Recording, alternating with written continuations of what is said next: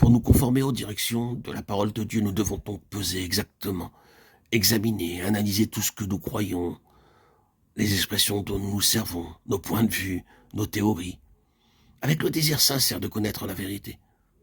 Sachons recevoir toute critique juste ou injuste avec humilité, et nous assurer si oui ou non, quoi que ce soit, la justifie en apparence ou réellement.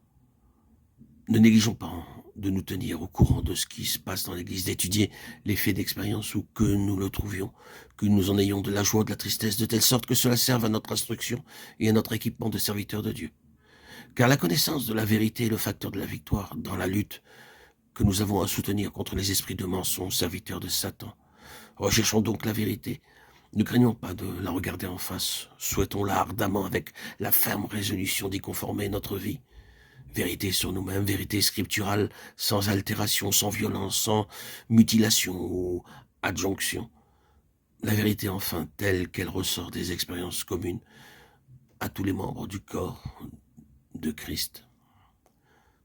Cette puissance d'affranchissement que seule possède la vérité nous permet de poser en principe absolu que pour être délivré de la croyance au mensonge, il faut croire la vérité.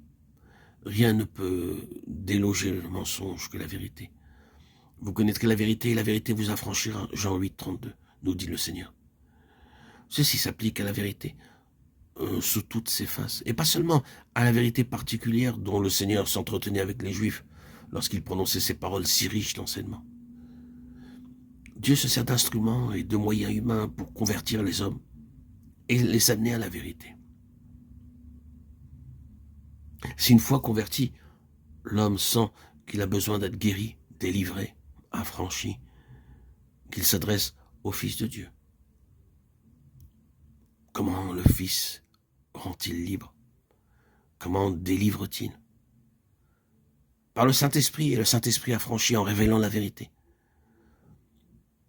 Nous dirons que la délivrance est le don du Fils qui se manifeste par le Saint-Esprit, lequel révèle la vérité.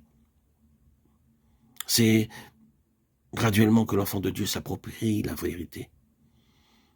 L'intelligence se l'assimile et elle est mise en pratique. Elle est appliquée. La vérité alors saisie et pratiquée s'illumine de telle sorte que celui qui l'a reçue peut la transmettre aux autres. Une vérité qui semble ne pas avoir été saisie par l'intelligence peut y demeurer stérile, inutile, jusqu'à ce que l'heure de son application sonne. Alors, elle sort de l'oubli. Elle surgit, elle est mise en pratique et devient expérience. C'est par une constante application de la vérité, une assimilation de la vérité qui devient expérience que celle-ci se clarifie et s'illumine dans la pensée du chrétien. Alors, il peut enseigner les autres.